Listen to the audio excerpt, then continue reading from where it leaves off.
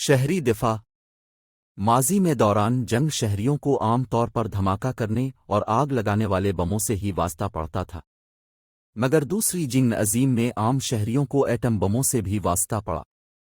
زیادہ تر شہری تیسری آبادیوں پر حملوں کیے جاتے ہیں۔ ان حملوں سے پھیلنے والی تباہ کاریوں کو دیکھتے ہوئے شہریوں کی جان و مال کی حفاظت کے لیے ضروری اقدامات پر غور کیا جانے لگا۔ اس سلسلے میں مختلف پروگرام ترتیب دیے گئے، جن کو شہری دفاع سول ڈیفنس کا نام دیا گیا۔ جیسے جیسے خطرناک اور جدید ہتھیار سامنے آئے، شہری دفاع کے پروگرام کو ضرورت کے مطابق ڈھالا جاتا رہا۔ اب یہ پروگرام دنیا بھر میں قومی تحفظ و سلامتی کا پروگرام بن گیا ہے۔ جب امریکہ نے جاپان کے 2 شہروں ہیروشیما اور ناگاساکی میں ایٹم بم گرائے تو وہاں کے شہری تربیت یافتہ نہ تھے۔ نتیجتائے لاکھوں لوگ مارے گئے۔ زخمیوں کی بڑی تعداد اس لیے ہلاک ہو گئی کہ انہیں بچانے کے لیے تربیت یافتہ رضاکار موجود نہ تھے۔ ایٹم بم گرنے سے جانی اور مالی نقصان بھی بہت ہوئے۔ فوج کے لیے ہتھیار تیار کرنے والے کارخانے بند ہو گئے۔ خوراک کے ذخیرے اور پانی کی سپلائی کا نظام درہم برہم ہو گیا۔ سامان لانے لے جانے کے تمام ذرائع ختم ہو گئے۔ لوگوں کے پاس پہننے کے لیے کپڑے، کھانے کے لیے خوراک اور علاج کے لیے دوائیں بھی نہیں بچیں۔ اگر شہری دفاع کا پروگرام مؤثر طور پر کام کر رہا ہوتا تو بہت سی قیمتی جانیں بچائی جا سکتی ہیں۔ شہری دفاع کی تربیت حاصل کر کے نہ صرف اپنی زندگی بچائی جا سکتی ہے، بلکہ دوسروں کی زندگی کو بھی بچایا جا سکتا ہے۔ شہری دفاع کے اصولوں پر عمل کر کے قدرتی آفات، زلزلوں، طوفانوں اور سیلاب کی تباہ کاریوں کے دوران جانی و مالی نقصانات کو کم سے کم کیا جا سکتا ہے۔ شہری دفاع کا آغاز باقاعدہ ادارے کے طور پر نہیں ہوا تھا۔ وقت گزرنے کے ساتھ ساتھ ہنگامی حالات اور ضرورت کے تحت شہری دفاع کے پروگرام میں تبدیلیاں آتی گئیں۔ دوسری جنگ عظیم میں ہوائی جہازوں کے ذریعے بمباری سے فوجیوں کو کم اور شہریوں کی زیادہ نقصانات الفاٹے نہ پڑے۔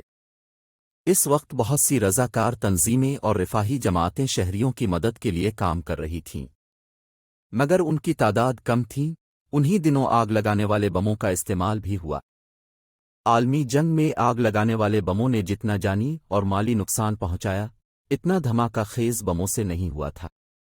دوسری جنگ عظیم کے بعد برطانیہ میں یہ قانون بنا دیا گیا کہ ہر گھر، دفتر، کارخانے، اسکول یا ادارے میں ضرورت کے مطابق پانی سے بھری بالٹیاں اور ریت کی بوریاں بھر کر لازمی رکھی جائیں تاکہ آگ بجھانے میں مدد مل سکے۔ پہلی جنگ عظیم میں شہری وفا کا واضح تصور نہ تھا۔ جنگ سے پھیلنے والی تباہیوں سے نمٹنے اور دیگر امدادی سرگرمیوں کے لیے باقاعدہ کوئی بھی ادارہ نہیں تھا۔ اس کے بعد شہری دفاع کو تقربائے ہر جگہ اہمیت دی گئی۔ اس سلسلے میں قواعد و ضوابط بھی مرتب کیے گئے۔ بعد میں شہری دفاع کی ایک بین الاقوامی تنظیم انٹرنیشنل سول ڈیفنس آرگنائزیشن قائم کر گئی۔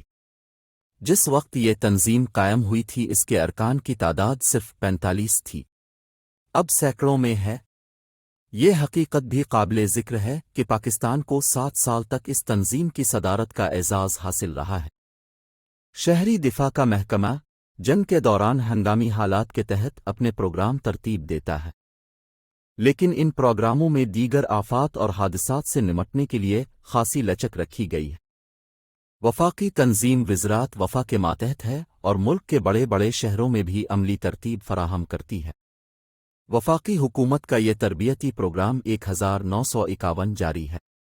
وفاقی تنظیم کے کراچی، لاہور، پشاور، کوئٹہ اور مظفر آباد مراکز پر 10 مختلف تربیتی کورس سال بھر چلتے ہیں، جن میں خواتین کی تربیت کے کورسز بھی شامل ہیں۔ شہری وفا کا پروگرام شہریوں کو نہ صرف ہر قسم کے حادثات سے نبرد آزما ہونے کی تربیت دیتا ہے، بلکہ بعض حالات میں حادثات سے محفوظ رہنے کے مواقع بھی فراہم کرتا ہے۔ تربیت یافتہ شہری اپنی جان و مال کی حفاظت بہتر طریقے سے کر سکتے ہیں۔